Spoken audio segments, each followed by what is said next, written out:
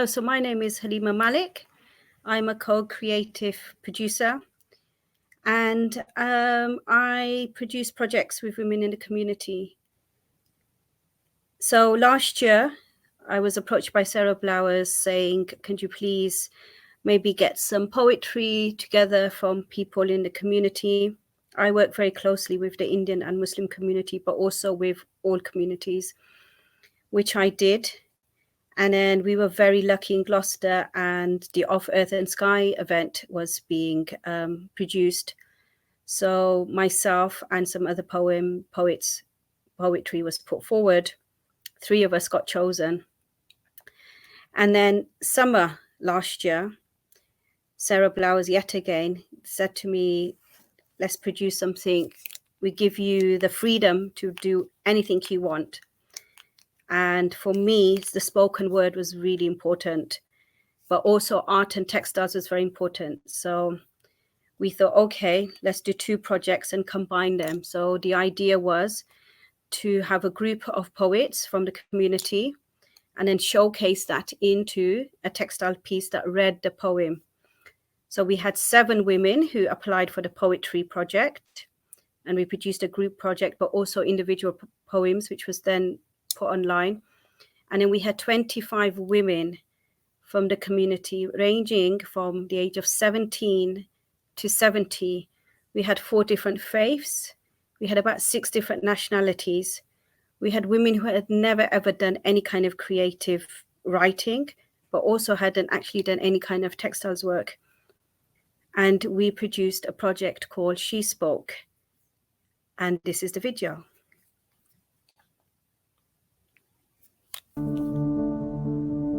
This is just a seed that has been sown in the community with these amazing, amazing, talented women. We all come from different parts of the world, but we have something that bonds us, and that's the fact that we are women and we have experiences. It's helped me to understand myself in writing, which I haven't done for 20 years. Recently, I've been going through a lot of emotions that I felt quite therapeutic to put on paper. I'm positive, I feel confident, and I'm raring to go. I never thought that I would be a poet writer, but now I am, and I can't stop writing. It's just lovely. Who gave you the right to preach what you alone don't practice?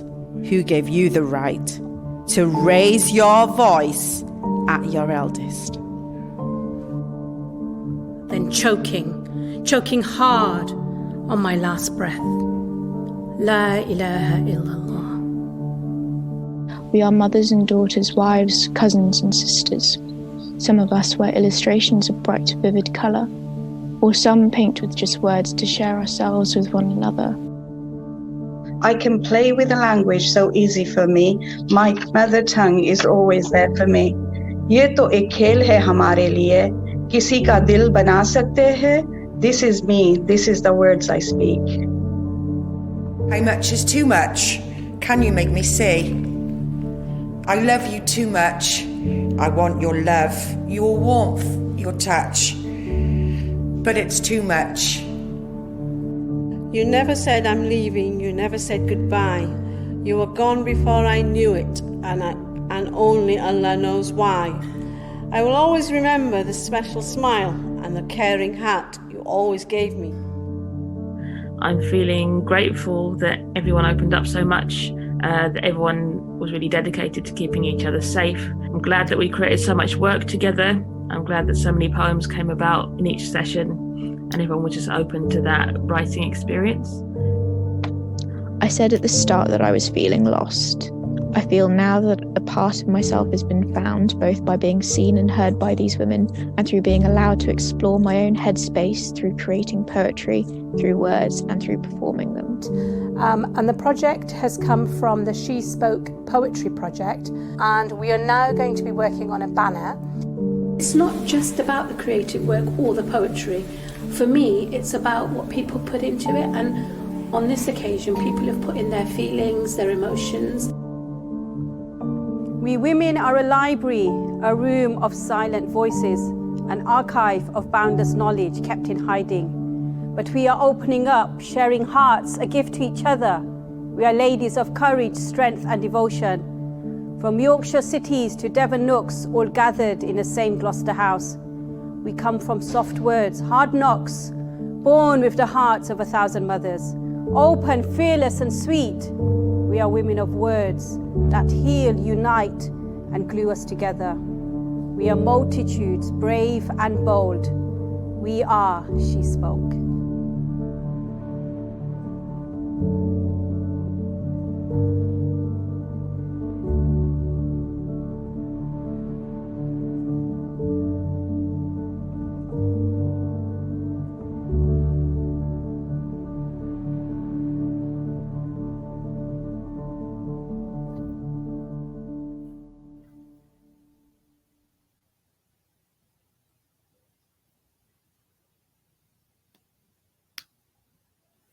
So this became a hybrid project because we did a She Spoke before COVID hit, and then COVID hit.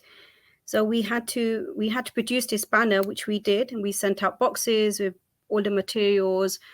We did a video editing what we wanted, what we would like, giving them examples. And until I didn't get there on that day, I didn't actually see the banner put together because we all did it individually in our houses. And that day I had a lot of mascara on because I was going to be on tape. And it was running down my eyes to see that whole piece put together that was produced at home. But we had WhatsApp groups, we had Zoom meetings over it. So it was absolutely beautiful. But the big thing was it was giving these women ownership of what they had produced. I was just that seed. It was just an idea I had, but my idea couldn't have grown if it wasn't for these women. But what we have now is we have a group of immensely talented women of all different talents. Like I said, some of them hadn't ever done any kind of textiles work. And we have now progressed. So we still have the She Spoke project is still going on, and then we furthered it. But I'd like to share 2 videos of 2 women who had initially started from the She Spoke. One woman didn't want to even let her name be known that she had applied for the Off Earth and Sky event, and her poem had got chosen. And she's now part of all my projects. And then we had a 17-year-old girl who for weeks didn't talk. And a story is about her and what these projects and what these opportunities have given her. So if we can start with the video with Saj, please.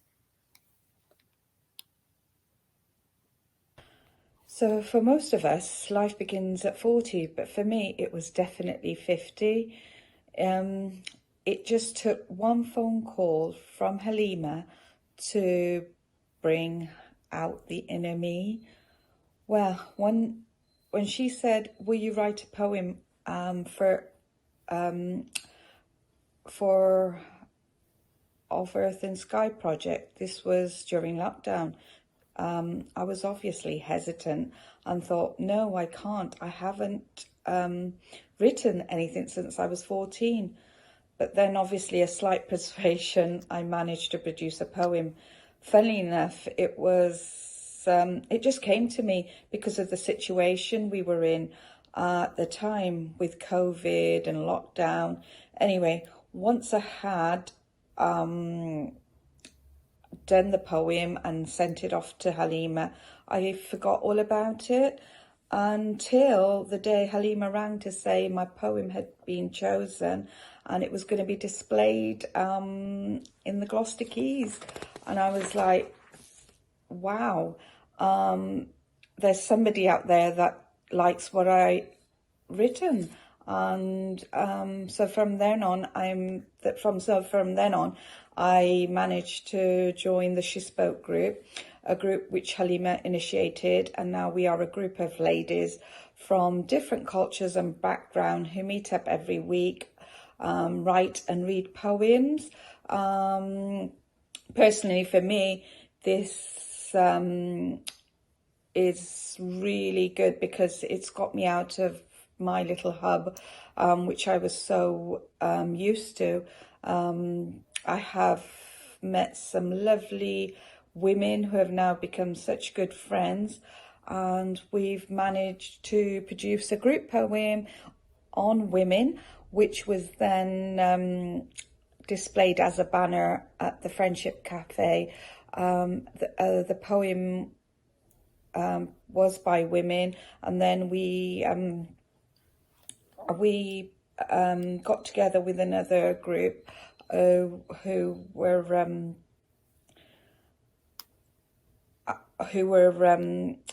the art and craft side of it, and then we made this banner, which is absolutely stunning, and it's now displayed at the Friendship Cafe. It's so beautiful and colourful. You must all go and see it.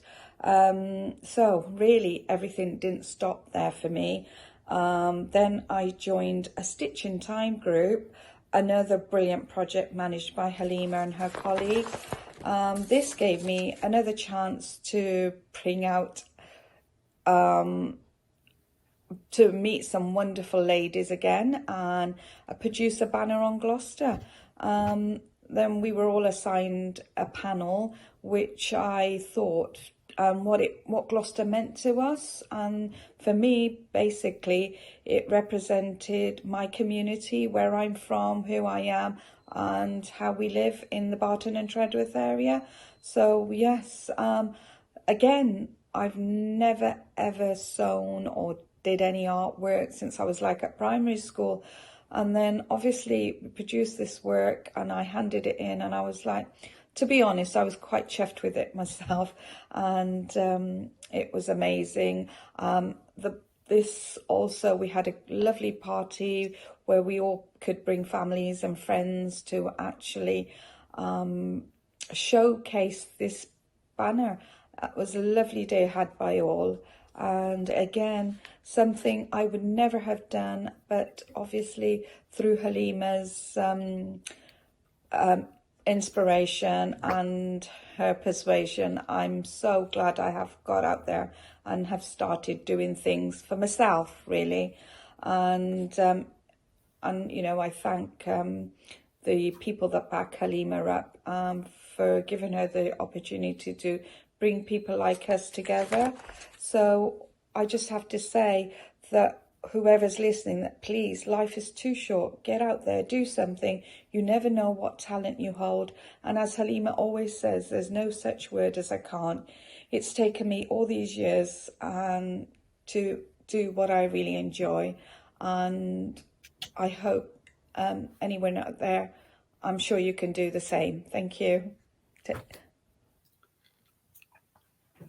So that lady was Saj, and she was one of the ladies who put her poem forward, obviously for Off Earth and Sky. She was hiding from the cameraman the whole event because he wanted to interview her and record her, and she said no.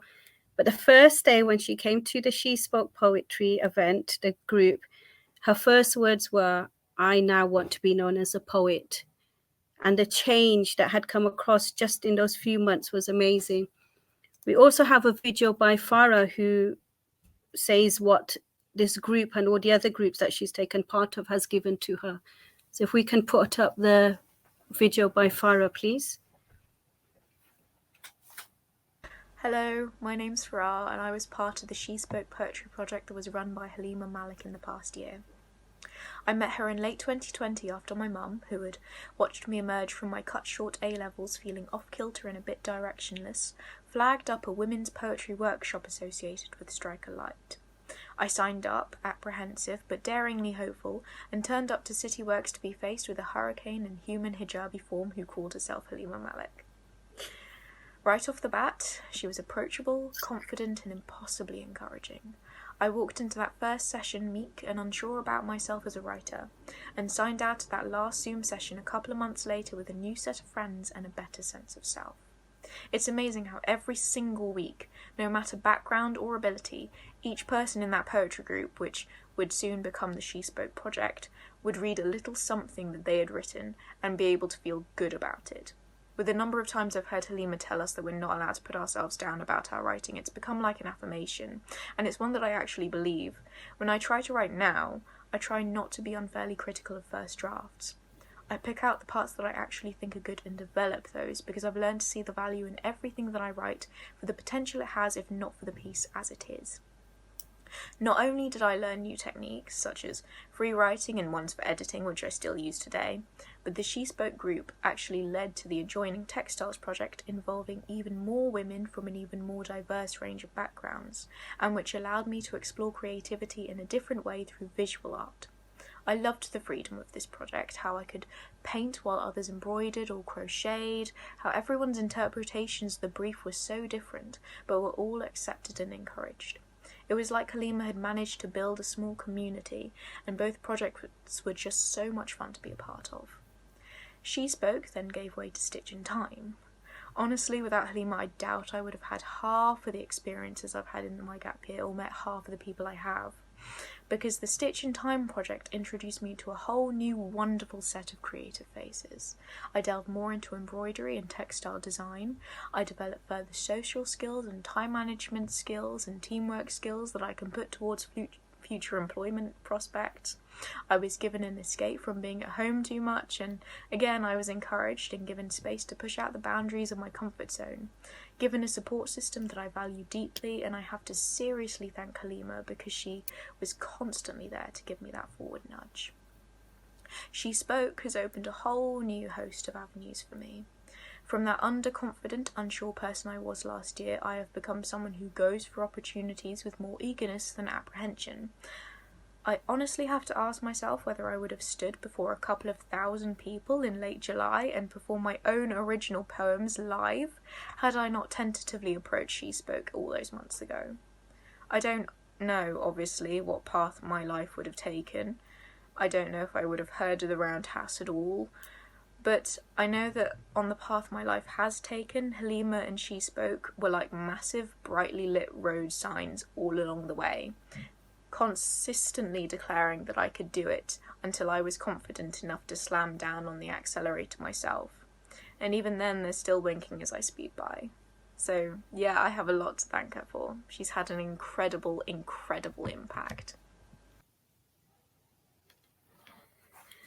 Oh, okay. So that's just two of the women, and I say this really humbly. I thank God. I think Allah every day that I've been given this opportunity. It's not me. It's the community. It's the community spirit. I just have maybe the tools to bring them up. But since the She Spoke, we still get together. We get together once a week. We've had a few women joining us. We also have a picture of us. We have a lovely woman called Dee, who was actually one of my teachers. And we take pictures. And depending on the situation with COVID or school holidays, we time manage. And sometimes we do evening classes. Sometimes we meet up for coffee and tea. And we write.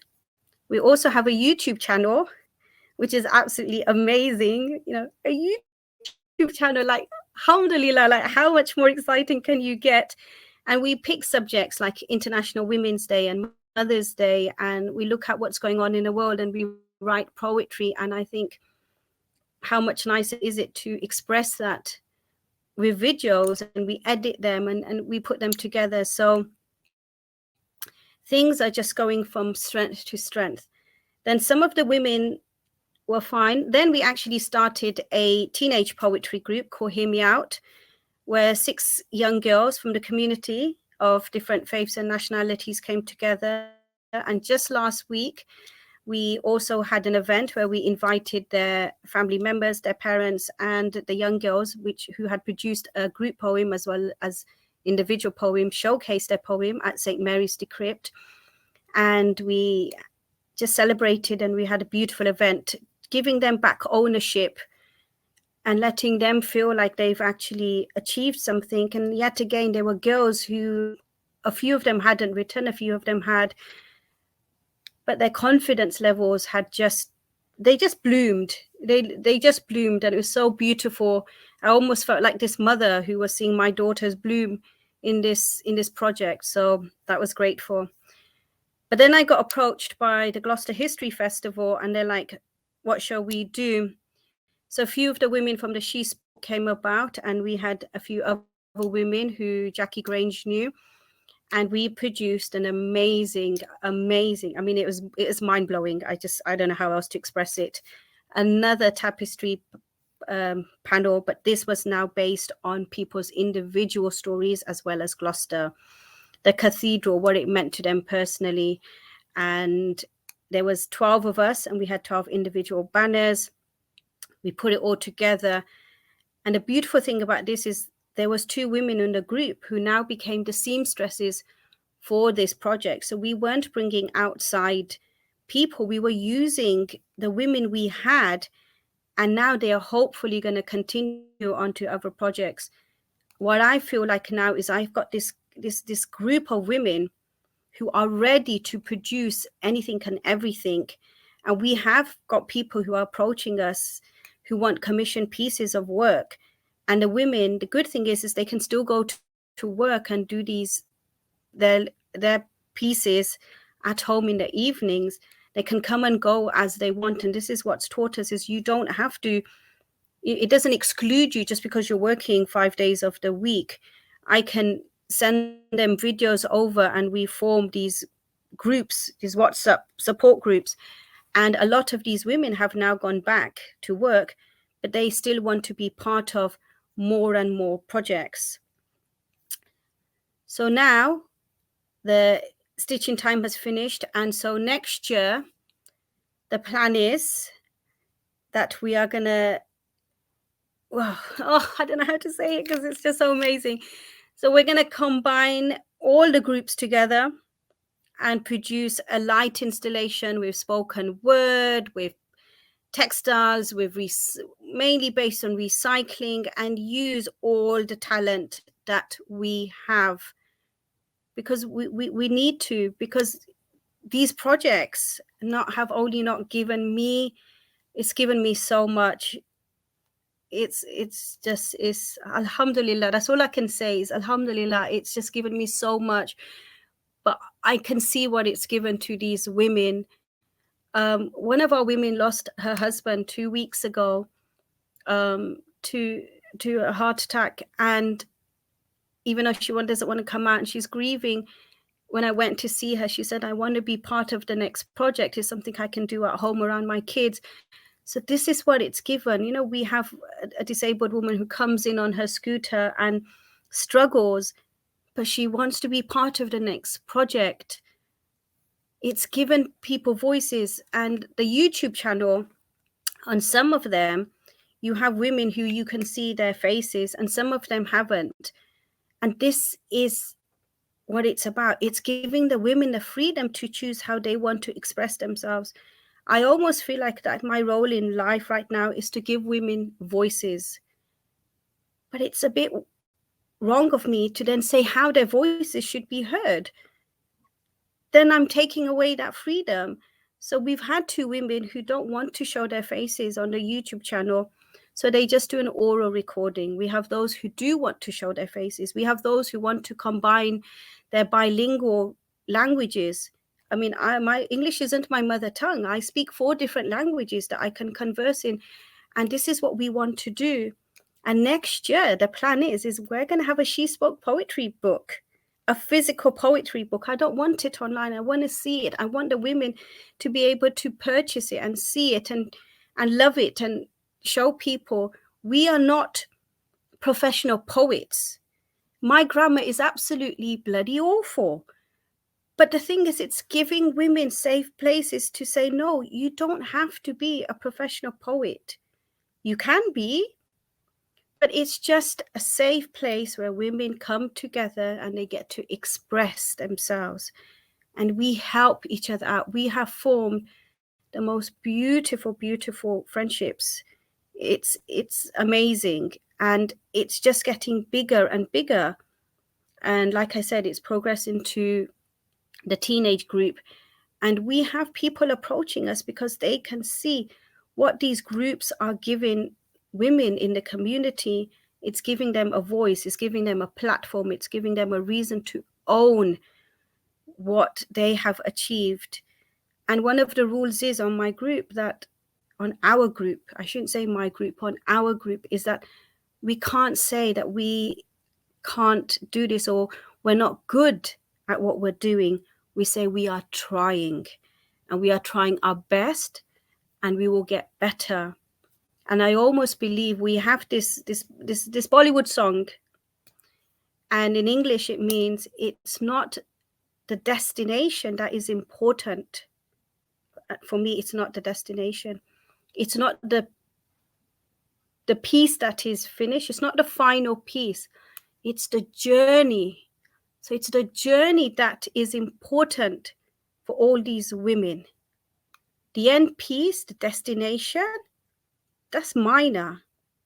It's how we got there, how I got there, how you got there, and where is it going now? So these projects can't just end. They won't end because these women won't let them end. They talk to their friends, and then their friends come and they're like, can we take part? And this is why we are doing more and more projects, but we're doing it with the community. And I'm asking every single time to each and every woman, what do you want? How do you want to do it? What's your ideas? For me, that's what co-creative projects is about. It's not about me going into the room and saying, okay, sweetheart, this is what we're doing, and we're doing this and we're doing that. No. Otherwise, what is the point? It's about bringing communities together. And some of these women would have never met, would have never shared. And we're getting rid of stereotypes. A lot of these people didn't have English friends or friends from the Jewish community or the Catholic community, and people who didn't have faith. And this has brought us together. And we still all get together. Some of the women haven't even left the WhatsApp groups because they just want to be together and they want to express themselves, and they showcase, and then they tell us what they've achieved and what's going on next. And I use that platform to also let people know what is going on in Gloucester and outside of Gloucester with different events. Is there different opportunities? Is there work opportunities? And this is what it's about. And I'm so grateful for Strike a Light, most of all, for what they have given us. It's really, really helping women, especially in these very difficult times, especially where women are having to choose between what they can achieve or what they haven't. A lot of them, like myself, I mean, I've come into this in my 40s now. And it's to say to people or say to women, like Saj said, she's in her 50s. There is no age limit. I mean, we have a 70-year-old, and that 70-year-old was my teacher when I was 12. And it's like now I'm the boss, which is nice because she used to boss me around. But, putting that aside, it is giving people freedom. It is giving people to think outside the box. And I think this is why co-creative projects are so important. But like what we've heard over the last couple of days, it's about what the community wants. That is what is important. And I think for that reason, these projects are so important, but also so successful. There is nobody at the top. It's a group. It's a team. Everybody has a voice. Everybody has a platform. So on the 11th of December, because we didn't get to actually celebrate the She Spoke project, everybody came in individually because of the COVID rules and came with their families and took photos. We are actually on the 11th of December at that same church. We are having a She Spoke event where myself and the other 7 members of the poetry group are going to read their 5 poems of their choice, however they want. But also the 2 banners, the Stitch in Time banner, as well as the She Spoke banner, it's going to be on display. We are going to have food, Indian food, because otherwise I'll be hungry. And it's just going to be such a beautiful way for everybody to come, to celebrate, to bring their families, and to celebrate what they have achieved, and let people know that women are we're super women. We're Wonder Women. These women are just absolutely, they're Wonder Women. That's all I can say. And it's amazing. And yeah, I think also it's the support that I've got every step of the way with Sarah and Christina and Emma Jane and the She Spoke. I've expressed to them that practically I'm very good, but I struggle with funding. I struggle with writing because English isn't my mother tongue, even though I'm born and bred here. So there are things, and that support is always there. It's at the end of an email, it's at the end of a phone call. And I feel like these are the opportunities that I can now give to these women, and they are now thinking, oh my God, so I can stitch and I can sew and I can create and I can read. And all of these women, bar one, on the 11th of December, have never read a poem to the public. And they have all agreed. And this was the funny thing. Last week we were together and I asked, hiding my face, thinking, oh no, which one is going to say no? And is there even have a point in having a poetry event if there's only going to be myself and one other woman reading out her poems? And every single woman at that coffee table put up their hands and said, no, we want to read our poems. And I said, what do you mean? And he goes, yeah, we want to. I said, do you not realize you're going to be in a pub in front of the public of 50 people, or maybe only 2 or 3 are the ones that you know? They goes, yeah. And I said, there's nothing hiding you. They goes, we know that. And you're going to be recorded. Yeah. And I just went, Alhamdulillah, just to see that they were so shy, literally a year ago when we started last October, November. And now they have so much confidence and they want to be on stage. They want to show the world and they are confident. And, they've taken ownership of what and how and where and what they've created. And certain words come into my head. Excited, I'm excited. I'm overjoyed. I'm humbled. I'm so humbled by these opportunities. These women they take my breath away. They stop me in my tracks, and that doesn't happen very often because I can talk for England. They make me cry. They make me laugh. They make me scream, and we've screamed in public places. They make me feel very grateful for every day and for every opportunity. They are just, they give me hope. And I feel like as a mother and as a friend, that they also give other women hope out there in this big world where hope isn't always a big thing, especially in this day and age. And they fascinate me. Every week, they blow my mind with their words. And I'm just there now. I'm just the glue. I'm sort of not even needed anymore. And they are She Spoke women. It'd be nice to, before I start crying, bring Christina in just to say how all of these projects have worked with Strike a Light. Oh, thank you, Halima. So my name's Christina. I'm Exec Director of Strike a Light in Gloucester.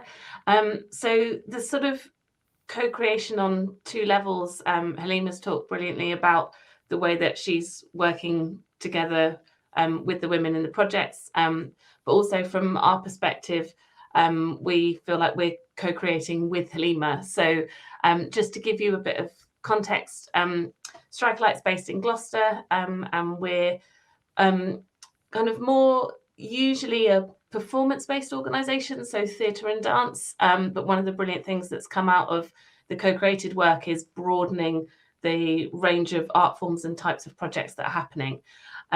So Gloucester doesn't have particularly strong traditional cultural infrastructure in terms of like professional theatres or art centres or things like that. And so we've always worked in a very community-based way and in community spaces anyway. But last in 2020, see, with traditional touring and traditional kind of programs completely on hold, it gave us an opportunity to try different things and push that a bit further. And so, like Halima was saying earlier, our autumn 2020 program was talking to Halima and 5 other women who work with different communities around Gloucester and saying, what do you want to do? And so they were bringing their community experience and their community knowledge, and we were bringing contacts with different artists, and that conversation was as open as that. What do you want to do? And for some people that took a little while to work out. Halima had brilliant ideas straight away, and that idea of there not being predetermined outcomes was really important to us.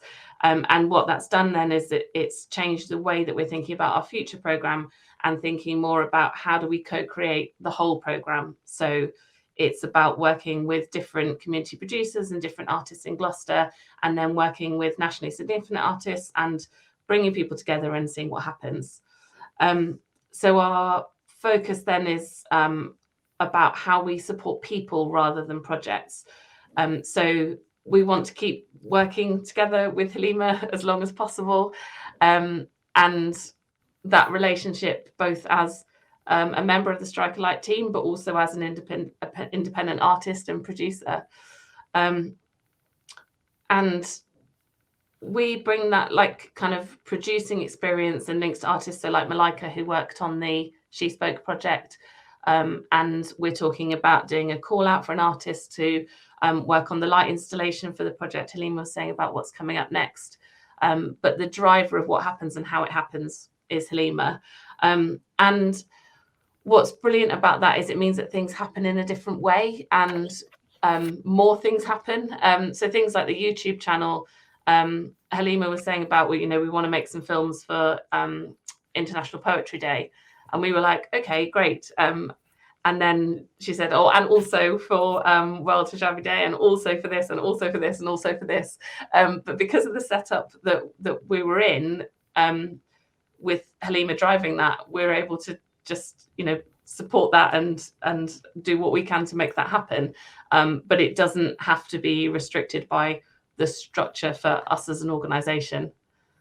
Someone in the Q&A was asking about payments for things. We've tried to keep the kind of budgets quite open. So just saying, this is the funding that we've got, and what do you want to do with this? And that's obviously quite a different way of working from an organisation perspective. We're having to be quite flexible about how we manage budgets and having conversations with funders to get them on board with this idea that we haven't determined at the beginning what's going to happen, but it's more about a way of working and who those communities are and the kinds of things that might be. But then the budget is very broad brush in terms of, you know, artists, production people. And then it's down to Halima and the other community producers how they want to use it. In terms of paying people, Halima, do you want to say anything about like what Aisha's time and the women, like for editing, and the women who did the sewing and stuff like that? Yeah, so for Aisha, she was a project manager, so that was already part of the whole She Spoke project. But when we did a Stitch in Time, and I spoke to the other woman called Jackie, I did say to her that, you know, we are going to need somebody to put the pieces together and back it and form it into a banner. At the time, we didn't know who. We were just lucky enough to find 2 women who were very, very happy to do it for us on a volunteer basis. I mean, they actually never thought they were going to get paid for their time. But for me, it was really important that they did get paid for their time and for what they had given. And I feel like now in each project, this is something that I will put in place, is this budget So we're starting a new project. It's a can't remember the word, but pieces together. Somebody's commissioning us to do a piece for them, and in there is a separate budget because it's a recycling project, so we don't really need money for materials as such, like for the any materials, but we will need it to put the piece together, and there is that budget put in there for a seamstress and for a textile artist. So I'm learning as I'm going, but like Christina said, it's so nice to have to be able to go back to them at Strike a Light and say, okay, well, I have an idea, how do I do this, or where do you think I should go with it, or how do I fund this? Because for me this is still very new, but it's making me think every time what else I can add. But it's also saying to Strike a Light that just give me that freedom to choose who I want to do the seamstresses and the sewing, because I've recognized that we have that talent in the groups, and it's also giving these women even more ownership or opportunities as we carry on, hopefully for more and more years.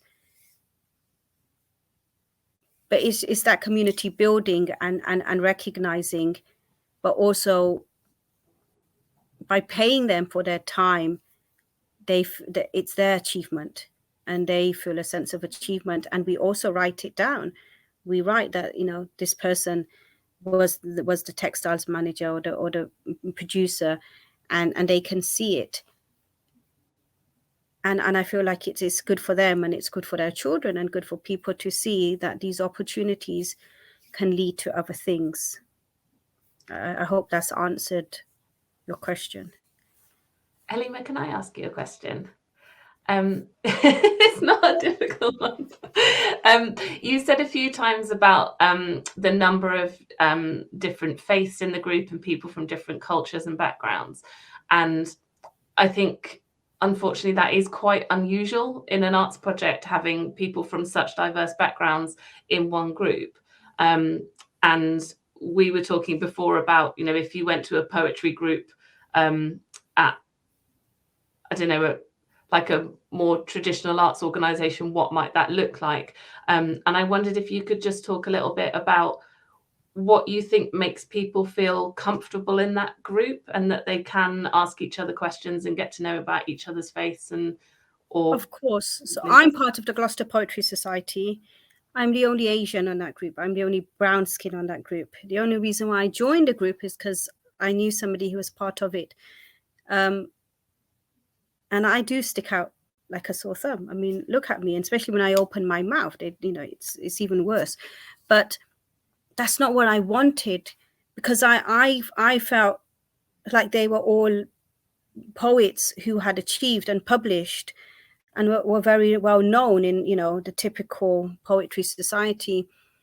So when I approach these women, first and foremost, they know me. Like I said, I'm not just part of the Indian and Muslim community. I'm part of 3 different churches, and I work with the homeless, and I take part in every community setting. So people know me, and I think that's what it was. They felt safe, and they could come up to me and be very open. So Saj, as you've seen her, we had 2 separate groups for the poetry group, and the only thing she said, which might not make sense to everybody, but as an Asian woman, it made completely sense. She goes, I want to be on the group where there's not many Asian women who know me. I want to be on a group with women I don't know, because I want to be able to express myself honestly. And I feel like if I share things with women who know me in the community, it might go out and I might not feel that comfortable. Because she knows me, she can say that. We have another woman who's bilingual. She's originally from Spain. English isn't her mother tongue, and she really struggles. And she'll text me beforehand and say, well, I've written this. Can I first read it with you first, just so I can practice my English, so I don't feel so silly saying that. That's how she started. Now she doesn't even bother, because she's so comfortable in the group, because we all come from very, very different backgrounds. There was one woman who initially came from Birmingham, And the first thing she did was stand up and say, well, I've been married and divorced 2 times and I'm a Muslim. And I went, hang on, sweetheart. Same, clap. You know, so there's so many familiarities between us. And I think that's what makes it amazing. And the fact that we can talk about our faith very openly. They can openly ask us questions about our faith. And I say to them, look, anything goes in this group, as long as it's respectful. But if you have a question, just ask, because how else are we going to learn? But I think the diversity of the group, like in my head, I never wanted a group that was just for Muslim women. Because, mate, that's so bloody boring. I see them all the time, right? That wasn't what the group was about. It was a community group. And for me, a community means women from all backgrounds, all ages, all abilities. One of them said, I don't know how to write. I'm not a poet. My poems don't rhyme. It doesn't matter. Your poems don't need to rhyme. So I put them at ease every time they approached me with any kinds of questions. And I think that's what, and I did say to them, come to the first class. I don't think you're going to want to leave, but you never know. But if you do feel like this isn't for you, then, you know, you're very comfortable to come out of it. And a year later, we still have, and I have people wanting to join the She Spoke group all the time. So that kind of combination of things, of there being lots of different people in the group, and people in the group aren't a minority in that group, so they feel more comfortable, but also that you I'll give you a sec. Sorry. I was just trying to pick out the things. So in terms of making people feel comfortable, because that's, you know, that's a difficult thing to do, and it's a brilliant thing to do. So people not feeling like they're in a minority in that group and they're not going to be the only one, but also that it is going to be a real mix of people. So that idea of difference is really celebrated. But it sounds like... Yeah, also that none of these women were published poets. And I think that's the scary part, is when you go to these other poetry groups, like I'm such a confident person, but when I joined the Gloucester Poetry Society, I didn't read any of my poems. I actually was reading and sharing other people's poems, published poems, because I just felt like, you know, there's this barrier between us. Yeah. But on this group, the first and the most important thing for me is they were all women who just were interested in poetry. That was it. They didn't need to even know what free writing was, or I didn't say, have you, you know, please, only if you've published something or written before, then you can join the group. Yeah. Because that's not what our group is. If you hear some of our poems, or maybe a published poetry group, they'll be like, oh my God, did they realize what they just said? Or even read it? There's no grammar, especially in mine. But I don't care. Yeah. Because it's not for just anybody. Yeah. I think just before we come to this other question, the other thing, I think there's probably lots of things that you're doing that makes that group work, that you don't necessarily, you're not thinking, oh, I'm going to make sure I do this. But when you were talking then, you gave about 5 examples of where people were able to contact you separately and just check something, and that you could then reassure them, so they didn't feel they were walking into the group without having had that conversation.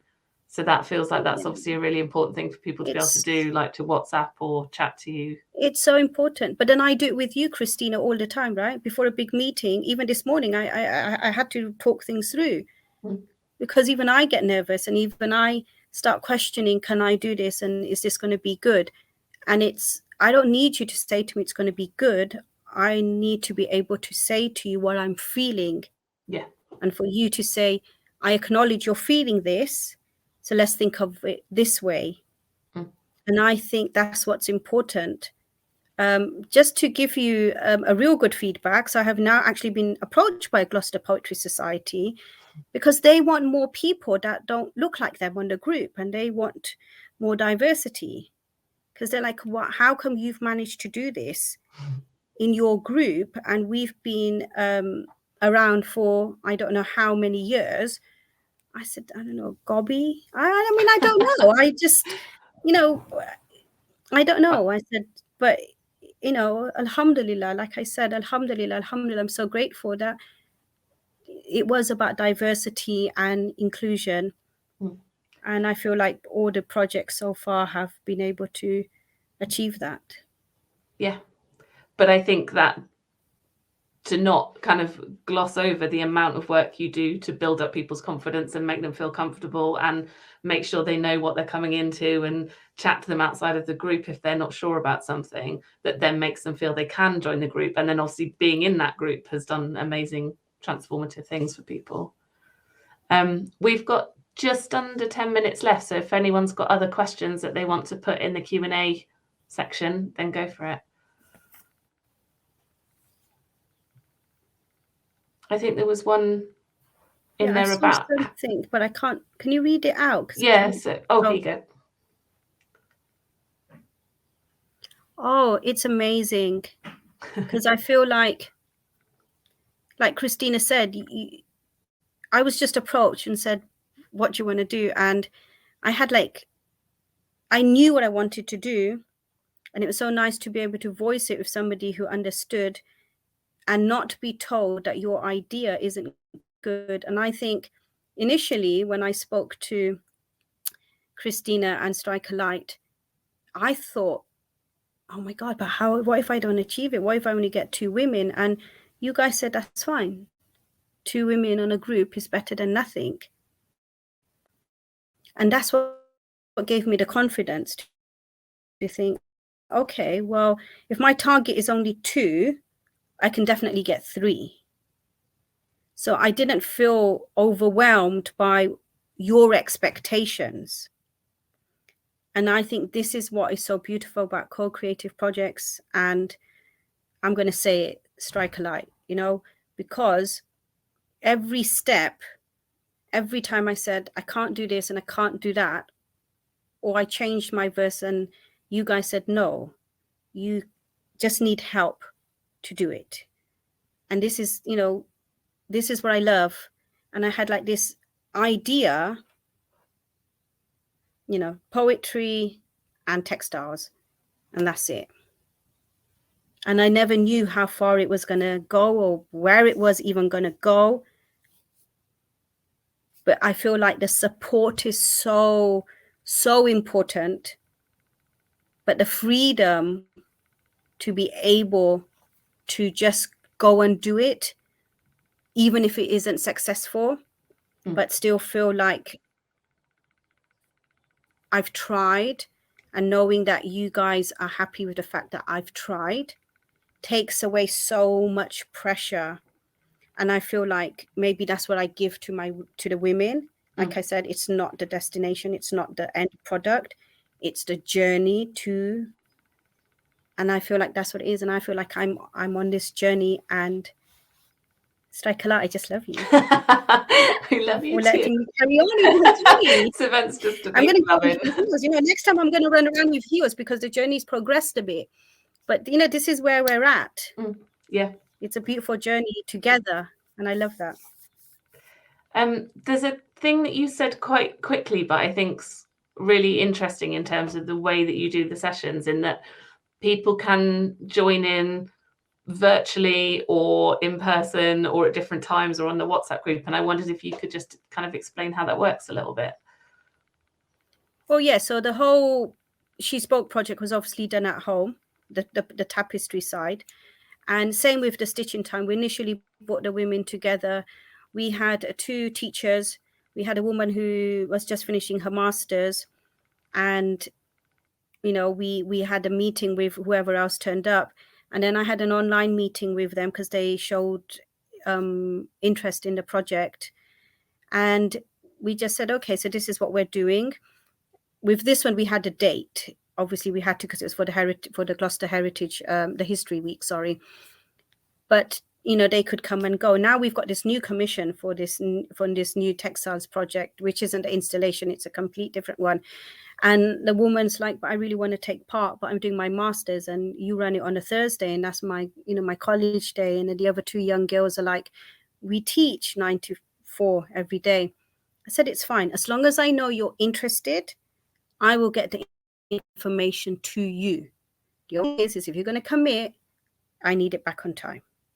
As long as you can commit to those two things, then then it's fine. You can still take part because they're loving the fact that they've got something at home. And it's not just a piece of crochet that they're doing, it's for a project. So it gives them that thing that we are still being able to be creative and artistic, even with our day-to-day lives. And we don't have to say, oh, well, we can't. And I don't want to say to them, you can't take part in that project. Because then I would cry if somebody said to me, you can't take part in a project because you're working 5 days of the week. And I think this is what all the experiences over last year, but these hybrid projects have taught us that, people can still take part regardless of the circumstances. So you've got the in-person group and then some people who are taking part from home. Some people are in the WhatsApp group that aren't taking part but just want to carry on being part of that conversation. And presumably for some of the women in the group, daytime sessions are good because that's when children are at school and then they wouldn't be able to do the evening. But we take turns, like in the holidays, we change to evening Zoom classes for the She Spoke because, I've got children, they've got children, and we still want to meet up. So we just change the time and then we do a meetup on a Wednesday.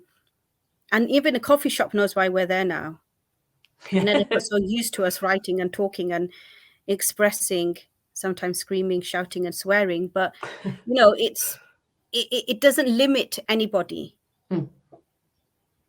So again, I think the only limitation is we've not joined, like how we did a Battersea Art Centre and we had like the virtual side. Maybe that's the next step that I need to think about now for the next projects, is maybe have a virtual attendance with the people who can't maybe attend the face-to-face sessions, just so at least they can see what the project is about initially and ask questions. And that's what I've learned this week through the Battersea, is I quite like that, because we've done either Zoom or face-to-face and like support groups, but we've not joined or merged the Zoom and the face-to-face together. So for me, that's something I've now picked up for our next projects. And I think that will make it even more interesting because they can be part of the overall beginning of the project, where it's really important about the ideas and colors, etc., etc. So instead of just telling them, well, 5 of us have decided what we're doing, they can actually be part of of that discussion. So I'm going to look into that now for my next few projects. So as a hybrid event. The new word, hybrid. So again, I think that's one of those things that you've kind of done without almost kind of consciously thinking about it, that actually has made it really accessible to people. Is, a lot of projects are like, it's on a Thursday at 2:00 for 10 weeks and that's when it is. Whereas you've got 3 or 4 options for ways that people can be involved in that. There's 1 minute left. So whether anyone's got any last comments or a very quick question, or whether you want to do a final thought, Halima. I just want to say, I really want to just say thank you. Maybe I can end on a little poem for you guys, as you haven't heard enough of my voice. Okay. So this one is called I See You Set to Rise Again, because I think this works for all of us. The sun sets to rise again. I see you set to rise again. My heart beats to the rhythm of sunrise, with the calling of prayer, praising the Lord, as I am grateful for God's grace. Like the morning fog, moving waves of mist, the chilled yet dense light walking through my emotions, pushing through, hoping to catch a ray of hope, a glimpse of light. I see you set to rise again. As you rise, it is another chance to live, to love, to hope, to pray. I marvel at your rising, the prospect of a new day, to raise myself amongst the rainbow sky, orange, red, and blue, the warmth welcoming me into the waves of light, into your arms of care. I see you set to rise again. My dreams escape as I open my eyes, searching for the essence of you, listening to see if you're close by. My memories quickly fade with the heat of you, meandering into the night sky, where my dreams are shared with the stars and the moon. The colors of my life drift away as you set. I talk to the moon, silently, mesmerized by the beauty you left behind, your warmth as well as your glow. I see you set to rise again. We can all rise, and I feel like this is what it's about. We all get up every single day, and we are so grateful for that sun. So, yeah, thank you.